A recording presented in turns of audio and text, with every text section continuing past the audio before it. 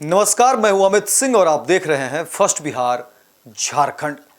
देखिए, झारखंड में इन दिनों कोल माफिया लगातार अलग अलग तरीके से जो है वो अपना बर्दस्त बनाने में लगे हुए हैं। लेकिन झारखंड में एक और नाम है जो अब कोल माफिया के खिलाफ किलेबंदी करना शुरू कर दिया है, और वो नाम है जयराम महतो।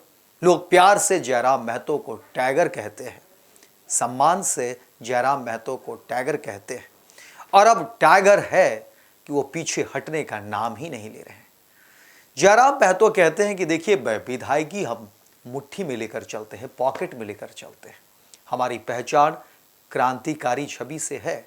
हमारी पहचान यहाँ के जो लोग हैं, जो माताएं हैं, उसके हम आज भी उनका बेटा हैं, भाई पहले हैं और विधायक बाद में हैं। ज़रूरत पड़ी तो उनके लिए हर सांस हम देने के लिए तैयार हैं।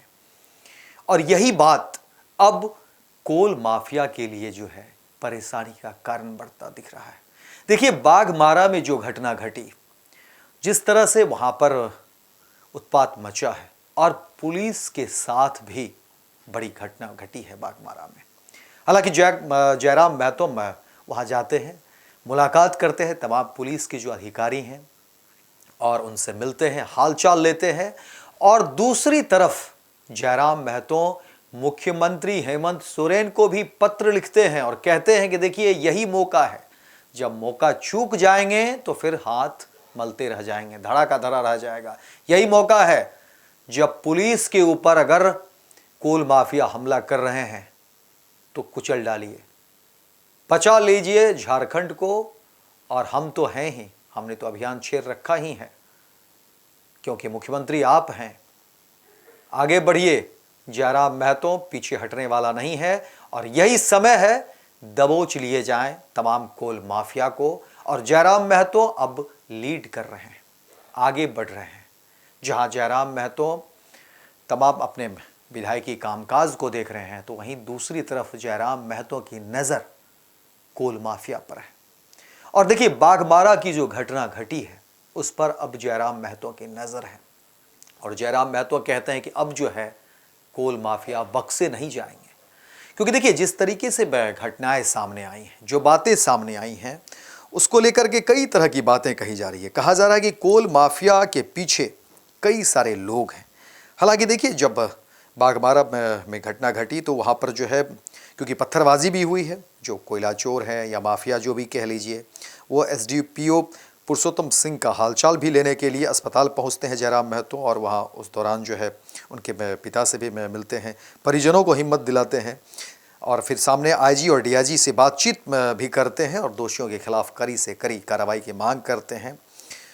और कहते हैं कि बूढ़ा बाबा से बाघमारा एसडीपीओ महोदय से के जल्द स्वस्थ होने की कामना करते हैं, घटना की कड़ी निंदा करते हैं। और जयराम महतो कहते हैं कि बूढ़ा बाबा से बाघमारा एसडीपीओ महोदय के जल्द स्वस्थ होने की हम कामना भी करते हैं।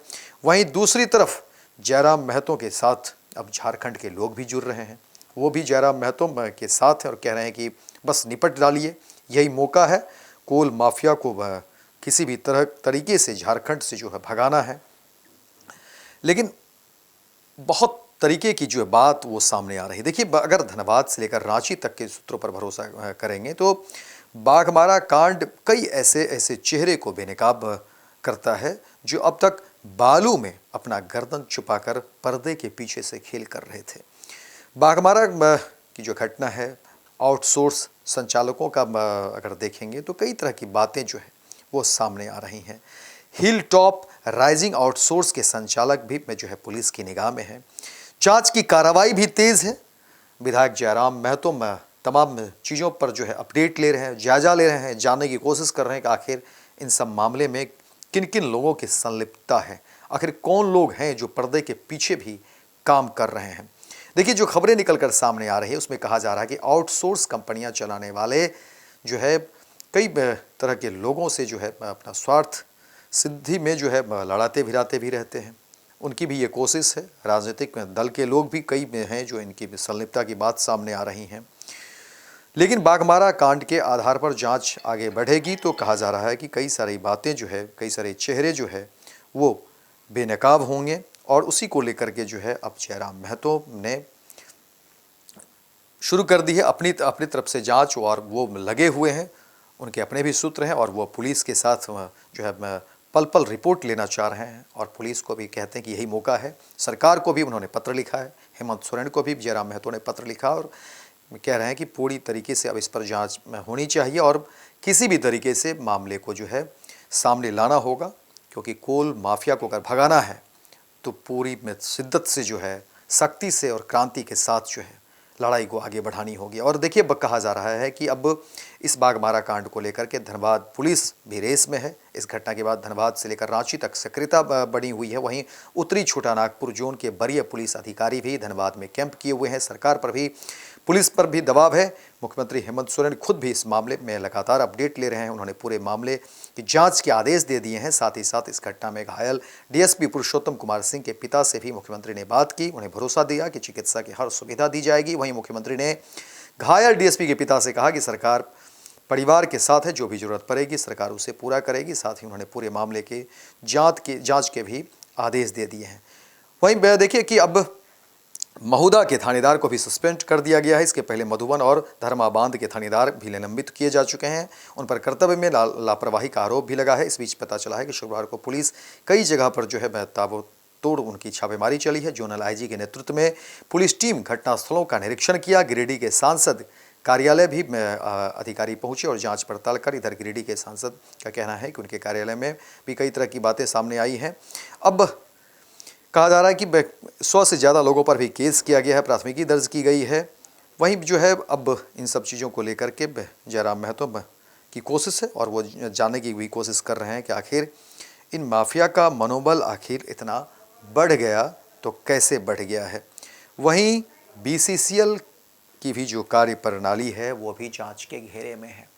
लेकिन इस पूरे प्रकरण में झारखंड में जयराम महतो तमाम चीज़ों पर जो है अपनी नज़र बनाए हुए हैं, वो देख रहे हैं और पल पल की रिपोर्ट भी ले रहे हैं।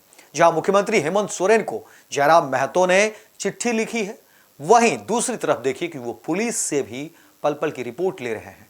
तमाम पुलिस के आलाधिकारी से भी जो है बातें कर रहे हैं और कह रहे हैं कि आप बताइए, जानकारी दीजिए कि आखिर क्या कुछ घटनाएं घट रही है, क्योंकि अब कोल माफिया बक्से नहीं जाएंगे। और जयराम महतो अपने तरफ से भी देख रहे हैं और वो कह रहे हैं कि हम भी जो है, हमारे भी लोग जो है इस पर नज़र रखे हुए हैं, क्योंकि अब झारखंड में कोल माफिया को जड़ जमाने नहीं दिए जाएंगे। इस तरह की बात जयराम महतो कहते हैं। और जयराम महतो ने फिर से कह दिया कि देखिए अब शांति से नहीं, क्रांति से झारखंड की तस्वीर बदलेगी, और इस तस्वीर के साथ जो लोग आना चाहेंगे वो आएंगे, क्योंकि झारखंड हमारा है और हम झारखंड को जो है उचित मान सम्मान दिलाएंगे। हमारे जो लोग हैं उनको आज तक सही सम्मान नहीं मिला, सही जो है उनको अधिकार नहीं मिला है, और उस अधिकार की लड़ाई हम अंत तक लड़ेंगे। हालांकि देखिए कई तरीके की बातें भी हो रही है। कहा जा रहा है कि देखिए कोल माफिया से उलझना इतना भी आसान नहीं है। वहीं जयराम महतो के सुरक्षा को लेकर के भी कई सारे लोग बात कर रहे हैं। कई सारे लोगों का कहना है और इस तरह के स्वर भी उठने लगे हैं कि अब जयराम महतो को भी जेड सिक्योरिटी की बात हो जा रही है, क्योंकि अगर जयराम महतो इस तरह से कोल माफिया से जो है आमने सामने रहेंगे तो उनकी सुरक्षा की भी बात होगी। इसलिए जयराम महतो को लेकर के कई लोग चिंतित भी हैं और कह रहे हैं कि जयराम महतो की भी सुरक्षा बढ़ाई जाए, उसको लेकर के भी बातें हो रही हैं। लेकिन जयराम महतो कहते हैं कि ठीक है, ये सब चीज़ तो जो होना है वो होगा, लेकिन हम लड़ाई से पीछे हटेंगे नहीं। हम कोल माफिया को सीधे चुनौती देते हैं और जो भी कानूनी कार्रवाई होगी पुलिस के हम साथ हैं, और पुलिस को हम भरोसा दिलाते हैं कि झारखंड के तमाम लोग आपके साथ हैं। आप कार्रवाई करें, मुस्तैदी से काम करें, झारखंड को आगे बढ़ाना और झारखंड के लोगों को उचित मान सम्मान दिलाना और कोल माफिया को भगाना, ये पुलिस का काम है। हम सहयोग करेंगे और जहाँ ज़रूरत पड़ेगी हम डटे रहेंगे। लेकिन जयराम महतो इस पूरे मामले का अपडेट ले रहे हैं, पल पल की रिपोर्ट ले रहे हैं कि आखिर क्या कुछ हो रहा है इस खबर को लेकर के। और दूसरी तरफ देखिए वो सरकार से भी जो है इस मसले पर कहते हैं कि देखिए राजनीति अपनी जगह है, सबके अपने अपने विचार हैं। हमारी कोशिश है कि हम झारखंड को बेहतर करें, सुदृढ़ करें, मजबूत करें, और यही एक मौका है कि जब कोल माफिया को हम उखाड़ फेंक सकते हैं झारखंड में जिस तरीके से वो जड़ जमाए हुए हैं, क्योंकि ये तमाम ज़मीन हमारी है। हमारे जो बुज़ुर्ग हैं, जो माता हैं, बहनें हैं, उनकी जो है परेशानी बढ़ रही है, लेकिन ये कोल माफिया जो है मोटा मुनाफा कमाते हैं और यहाँ से रफू चक्कर हो जाते हैं और हमारे हिस्से जो है दर्द रह जाता है। हमारे हिस्से जो है वही तपिश, वही में जो है दर्द रह जाती है। इसलिए अब हम सबको एकजुट होकर रहना होगा और झारखंड को बचाना होगा। तो फिलहाल इस खबर में इतना ही, दीजिए इजाज़त। लेकिन दिन भर की तमाम खबरों को देखने के लिए आप देखते रहिए फर्स्ट बिहार झारखंड।